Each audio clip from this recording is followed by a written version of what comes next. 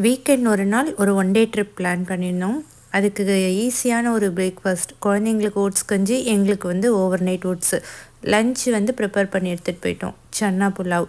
அது கூட கொஞ்சம் சிப்ஸு, ஸ்நாக்ஸ் எல்லாம் பேக் பண்ணி எடுத்துகிட்டு போயிட்டோம். போகிற வழியில் ஃபுல்லாக திராட்சை தோட்டம். நாங்கள் போன இடம் பார்த்திங்கன்னா நயகரா ஆன் த லேக் அப்படின்ற ஒரு ஊர்.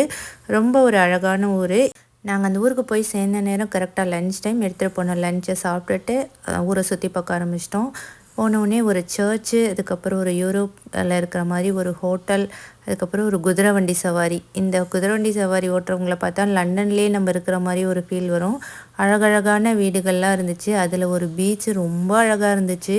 பீச்சுக்கு நடுவில் ஒரு கோட்டை, அதில் இருந்த கல்வெட்டில் இருந்த வாசகம், அந்த பீச்சில் வந்து நீச்சல் சாதனை செஞ்சவங்களோட லிஸ்ட்டு, இது எல்லாமே அங்கே இருந்துச்சு. பிரம்மாண்டமான வீடுகள், கடைகள், இது எல்லாமே ரொம்ப சூப்பராக இருந்துச்சு. கனடாவில் இருந்தீங்கன்னா கண்டிப்பாக ஒரு டைம் விசிட் பண்ணி பாருங்கள்.